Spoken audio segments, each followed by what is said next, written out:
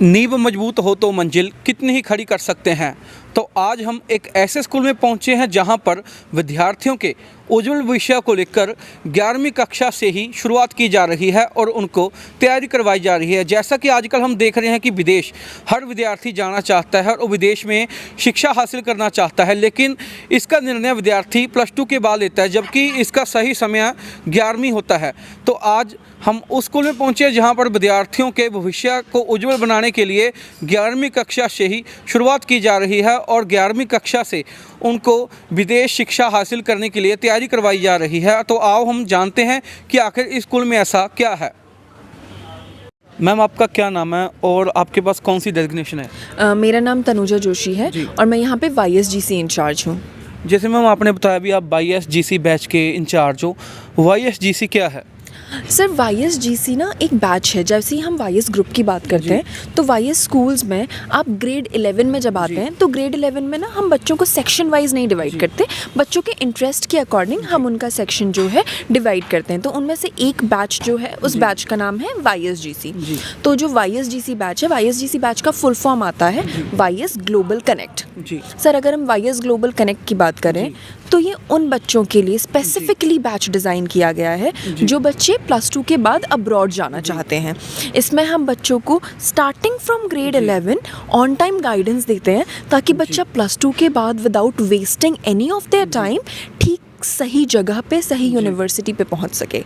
Ma'am, जैसे आपने एक बात की है अभी 10th से ही स्टार्टिंग की जा रही है, पर अक्सर अगर हम बात करें तो जो बच्चे विदेश अब्रॉड स्टडी करना चाहते हैं या बिजनेस करना चाहते हैं, उनके दिमाग में एक थिंकिंग है कि इसकी शुरुआत 12वीं क्लास के बाद शुरू होती है ना। तो आपने बताया कि 10th से ही इसकी शुरुआत की जा रही है, तो इसको थोड़ा दर्शकों को बताएं भी। इसको लेकर हर विद्यार्थी कन्फ्यूज़ रहता है भी आखिर 12वीं के बाद ही शुरुआत क्यों करें? सर देखिए, 12वीं के बाद शुरुआत करने का मतलब है आप काफ़ी लेट हो चुके हैं। सही समय है शुरुआत करने का राइट आफ्टर ग्रेड 10। जैसे ही आप 11th में चले जाते हैं आपके लिए सही टाइम हो जाता है, क्योंकि 2 साल हैं आपके पास। इन दीज 2 years एक बच्चा डिसाइड करता है कि उसको क्या बनना है।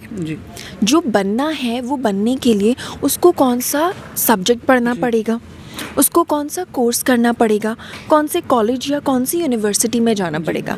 ये सारी चीज़ें होती हैं ऑन टाइम गाइडेंस की वजह से। अब जब हम YSGC की बात करते हैं तो YSGC में ये गाइडेंस किस तरीके से दी जाती है मैं एक बार आपको ये भी बताती हूँ।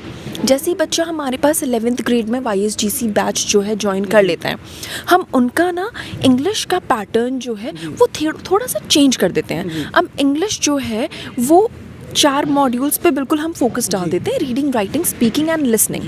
तो बच्चे को स्पेशली IELTS की प्रेपरेशन करने कहीं नहीं जाना पड़ रहा। हमने इंग्लिश को ही थोड़ा सा मोल्ड करके उन्हें IELTS बेस्ड प्रेपरेशन हम दे रहे हैं।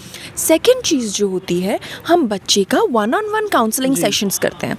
इन काउंसलिंग सेशन में बच्चे के पोटेंशियल के अकॉर्डिंग, बच्चे के इंटरेस्ट के अकॉर्डिंग हम लोग बच्चों को गाइड करते हैं कि आप कौन सा कोर्स कर सकते हैं, आपका कौन से सब्जेक्ट में इंटरेस्ट है, आप कौन सी यूनिवर्सिटी जाते हैं। अब यूनिवर्सिटीज़ हमारे पास आ गई, कॉलेजेस हमारे पास आ गए, तो हम उनकी रिक्वायरमेंट ऑफ एडमिशन्स देख लेते हैं और उसके अकॉर्डिंग हम बच्चों की प्रोफाइल बिल्ड करवाते हैं। कई कोर्सेज हैं जो पोर्टफोलियो मांगते हैं, तो वो पोर्टफोलियो ग्रेड 11 से ही बनाना स्टार्ट कर देते हैं। कई कॉलेजेस हैं जो बोलते हैं कि हमें बच्चे की प्रोफाइल स्ट्रॉन्ग चाहिए, एकेडमिक्स के अलावा भी हम चाहते हैं कि बच्चा जो है एक्स्ट्रा करिकुलर्स में हो, कम्युनिटी सर्विस में हो। तो वो सारी चीज़ें हम फिर ग्रेड 11 से ही बच्चों को गाइड करना स्टार्ट कर देते हैं। That's how it happens. एक और चीज़ जो होती है कि काफ़ी जो हम देखते हैं यूनिवर्सिटीज़ और कॉलेजेस की फ़ीस बहुत हाई होती है, तो हम बच्चों को स्कॉलरशिप गाइडेंस भी देते हैं कि आप स्कॉलरशिप किस तरीके से अवेल कर सकते हैं in foreign universities in foreign colleges. Ma'am, आपने बहुत ही इंपॉर्टेंट क्वेश्चन जो है टच किया स्कॉलरशिप का, क्योंकि बच्चे आजकल इंटरेस्ट दिखा रहे हैं, ट्रेंड चल रहा है अब्रॉड स्टडी का, अब्रॉड जाने का, तो वो सारा बर्डन है जो पेरेंट्स पे डल जाता है। आपने स्कॉलरशिप की बात की, मेरे हिसाब से बहुत से कम लोग होंगे, दर्शक होंगे, पेरेंट्स होंगे, स्टूडेंट्स होंगे जिनको स्कॉलरशिप का नहीं पता, तो इसको थोड़ा ब्रीफ करें ताकि पेरेंट्स पर बोझ कम पड़े और स्टूडेंट अपनी एलिजिबिलिटी के हिसाब से उस स्कॉलरशिप को अचीव करके वहाँ पर ईजिली स्टडी कर पाए।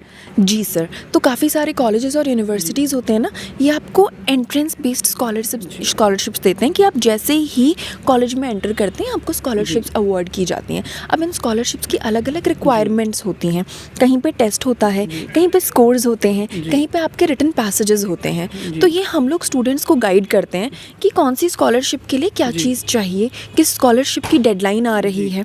अब ये सारी चीज़ें स्कॉलरशिप गाइडेंस बच्चे को तभी मिलेगी ना जब वो 11th से स्टार्ट करेगा। 12th के बाद चला गया तो फिर तो बच्चा लेट हो गया।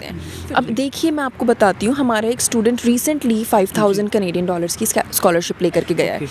5000 कनेडियन डॉलर सुनने में हमें छोटा अमाउंट लगता है, 3.5 लाख या 4.25 लाख इंडियन रुपीज़ बनते हैं। तो आप देखिए छोटा छोटा अमाउंट कितना बड़ा बर्डन कम कर देता है, और बच्चों को जो है उनको भी काफ़ी कॉन्फिडेंट फील होता है। कॉलेजेस स्कॉलरशिप देते हैं, गवर्नमेंट स्कॉलरशिप देती हैं, कंपनी स्कॉलरशिप देती हैं। ज़रूरत है बच्चों तक ये बात पहुंचने की कि स्कॉलरशिप अवार्ड की जा रही है, तो हम वो ऑन टाइम चीज़ें बच्चों तक पहुंचाते हैं। मैम जैसे आपने YSGC बैच की बात की, तो कुछ ऐसे विद्यार्थी हैं जिन्होंने GC बैच का कोई लाभ उठाया हो या उनको कोई फ़ायदा मिला हो? जी सर, बात करती हूँ। हमारे बहुत सारे स्टूडेंट्स हैं जिनको GC बैच का काफ़ी फ़ायदा मिला है, बट मैं सारे स्टूडेंट्स के बारे में तो बात नहीं करूँगी। I specifically talk about 3 students जिनका नवंबर और दिसंबर में ही स्कोर कार्ड आया है। ये बच्चे अभी 12th में हैं, 12th में रहते रहते इन्होंने IELTS का एग्ज़ाम दे दिया और इनके 7.5 bands, 8 bands in certain modules बच्चे लेकर के आए हैं, 8.5 तक लेकर के आए हैं। तो ये किस वजह से हुआ? क्योंकि उनको टाइम पे गाइडेंस मिल गई, टाइम पे उन्होंने प्रेपरेशन स्टार्ट कर दी। बच्चों की एप्लीकेशन जा चुकी है, हम लोगों ने बच्चों की स्कॉलरशिप के लिए अप्लाई कर दिया है। जिन कॉलेजेस में हम फ़ी वेवर के लिए अप्लाई कर सकते थे, उन यूनिवर्सिटीज़ और कॉलेजेस में हमने फ़ी वेवर के लिए अप्लाई कर दिया है। सो वी आर होपिंग कि हमारे ये जो बच्चे हैं इनका जल्दी से हमारे पास ऑफ़र लेटर आ जाए। अपार्ट फ्रॉम दिस सर, हमारे बच्चों का जो है UK की जो बेस्ट यूनिवर्सिटीज़ हैं वहाँ से ऑफ़र लेटर आए हैं। अब देखिए जिन यूनिवर्सिटीज़ के बारे में हम सोचते भी नहीं हैं, university of Warwick, university of Manchester, इनके बारे में हम सोचते भी नहीं हैं, हमारे बच्चों का वहाँ से ऑफ़र लेटर आया है क्योंकि उनको ऑन टाइम गाइडेंस मिली इसलिए।